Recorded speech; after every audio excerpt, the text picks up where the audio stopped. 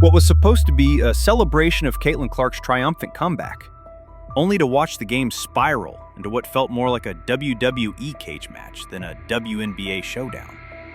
Two players now stand accused of crossing every line the league claims to uphold. Today, we dive into how Jacy Sheldon's third-quarter eye poke and Marina Mabrey's fourth-apps turnover body slam on Clark ignited a firestorm that may redefine the WNBA's future. Just 4 days after Caitlin Clark's blockbuster return drew an average of 2.2 million viewers, peaking at 2.8 million on ABC, the Connecticut Sun took on the Indiana Fever in a showdown that felt more like a coronation than a mid-season contest. I just want to say that Marina Mabrey is a bum, and I own her. She shoved me like that was going to change the score. Next time, try guarding me instead of throwing tantrums. From the opening tip, arenas were sold out, with tickets changing hands on secondary markets for double face value and parking lots bustling hours before tip-off. Social media channels were ablaze. TikTok clips of Clark's deep-range pull-ups and lightning-quick crossovers racked up millions of views, and Clark takeover memes dominated Twitter timelines. The league was probably damn near about to fold. They probably can't even make it to the end of the season. The WNBA was basking in an unprecedented glow. Merch vendors reported a 300% spike in Clark jerseys, while sponsors swiftly added Caitlin Clark returns to their ad campaigns. This is the reason why we haven't seen Caitlin at 100%. We haven't seen her as quick as we saw her last season. League executives openly called her the Mamba mentality incarnate, Steph Curry's shooting range fused with Magic Johnson's visionary courtsiness. Everywhere you looked, someone was predicting this season would rewrite women's basketball history. But with ticket sales surging, merchandise flying off shelves, and lucrative endorsement deals waiting backstage, the league's newfound momentum was as fragile as it was dazzling. One misstep, one headline-grabbing incident, could send the WNBA's upward trajectory careening back down. And on June 18th, that exact scenario played out before millions of stunned viewers. Midway through the third quarter, with the Fever clinging to a slim 2-point lead and Clark orchestrating every Sun possession, guard Jacy Sheldon swooped in and drove an unmistakable poke right into Clark's eye. In an instant, Clark staggered, one hand pressed to her face, the other bracing on her knee as the arena fell silent, only to erupt in shock a heartbeat later. Play-by-play announcers immediately cried foul, replaying the live shot in slow motion. What did we just see? That's an assault, plain and simple. Yet to everyone's disbelief, the referees signaled a routine common foul. No ejection, no technical. Clips of the incident exploded across Twitter and Instagram within seconds, with fans blasting the league's zero-tolerance rhetoric as empty words. After a brief sideline review, officials grudgingly upgraded the flag to a technical foul, but by then, the damage was done.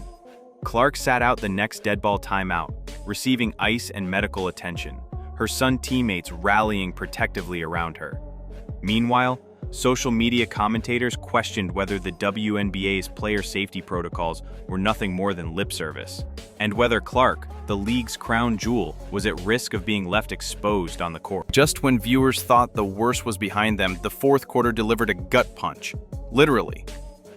The clock had stopped on a dead ball whistle, the crowd still buzzing over the earlier eye poke, when Marina Mabrey sneaked up behind Caitlin Clark and drove a full-force body slam into her midsection.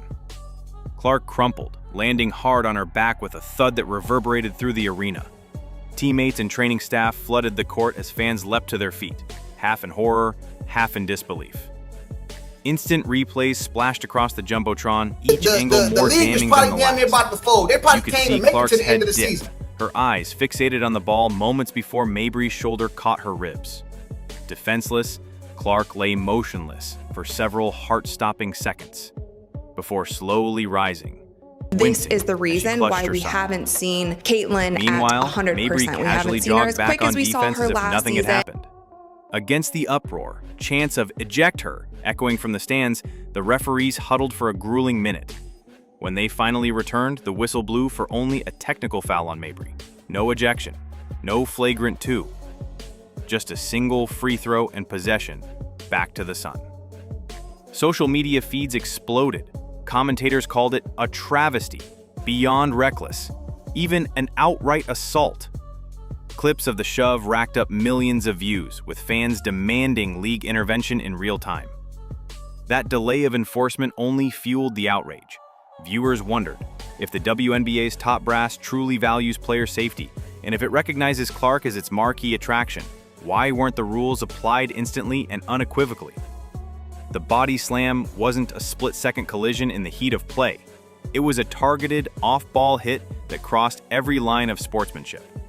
And when the league failed to act decisively, it signaled to players and fans alike that even its brightest star could be left vulnerable. As the clips of Sheldon's eye poke and Mabrey's body slam went viral, social media ignited into a digital riot.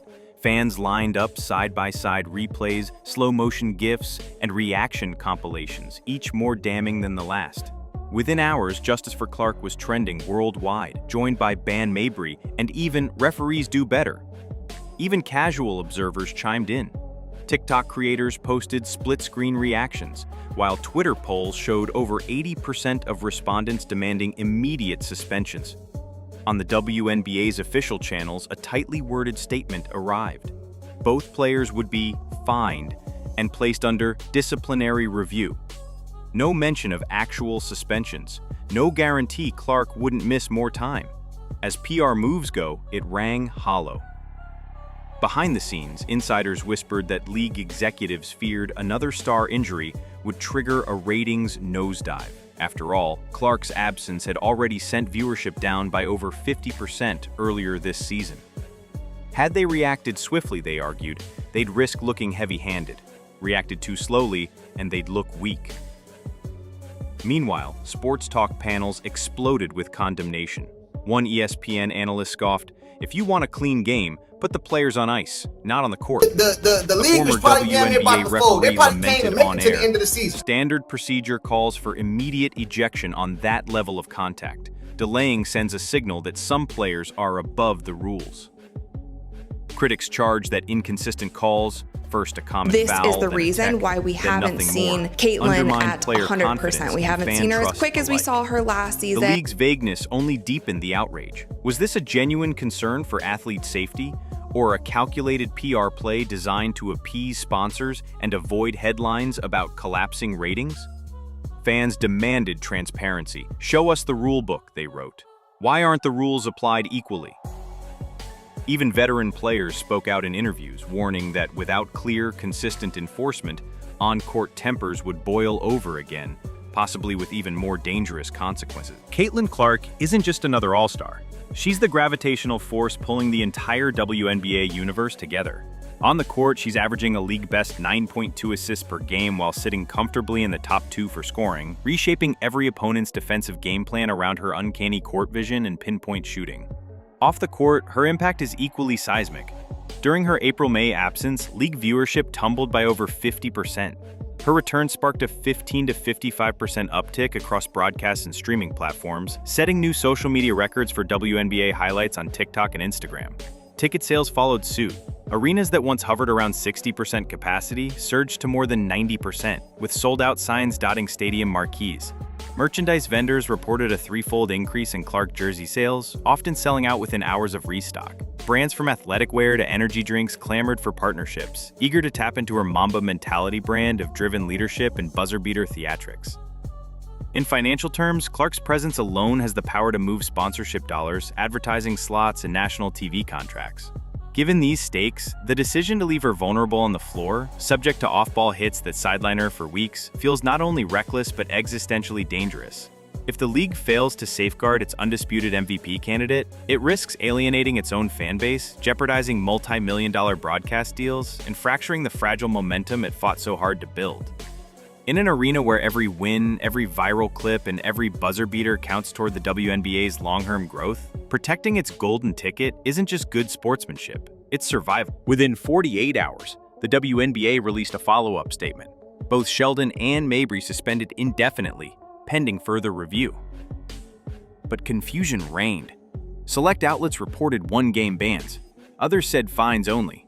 League sources whispered that Commissioner Kathy Engelbert pushed for longer suspensions, while team owners lobbied for minimal penalties to keep The league was probably damn near about to fold. They Whatever the probably truth, came to make it to the end of the league's season. mixed messaging bred skepticism. Was this about justice for Clark, or a desperate PR play to placate sponsors and quell fan revolt? For many, the suspensions felt like too little too late. This is the A reason reactive why we patch on a haven't league facing seen a crisis Caitlyn of at confidence. 100%. We haven't Fans seen her as don't quick just as we tweet, saw her last they season. spend. As hashtag Ban Mabrey tweets crossed the 5-digit mark, season ticket renewals hovered in doubt. Could the league survive another star injury and identical social media uproar? Player morale inside the locker room reportedly dipped, with some stars questioning whether they'd signed up for 3/4 of hoops and 1/4 of WWE.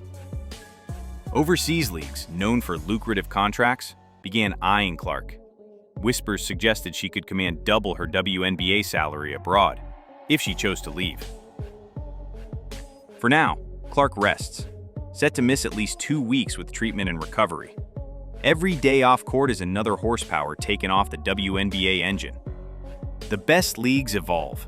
The WNBA now faces a choice: strengthen officiating guidelines with zero tolerance for personal fouls off the ball, institute mandatory suspensions for any contact that dislodges an opponent, and clarify processes so fans and players understand the consequences. Simultaneously, the league must diversify its star roster. A'ja Wilson, Breanna Stewart, Sabrina Ionescu. These names can headline marquee matchups and reduce single-player dependency. Developing multiple appointment viewing talents ensures that even if one star sits out, the show goes on. This isn't merely about 2 fouls in one game. It's a referendum on the WNBA's identity and its commitment to player safety over star power. Caitlin Clark's meteoric rise rekindled a league hungry for spotlight and revenue. But the events of June 18th revealed deep vulnerabilities.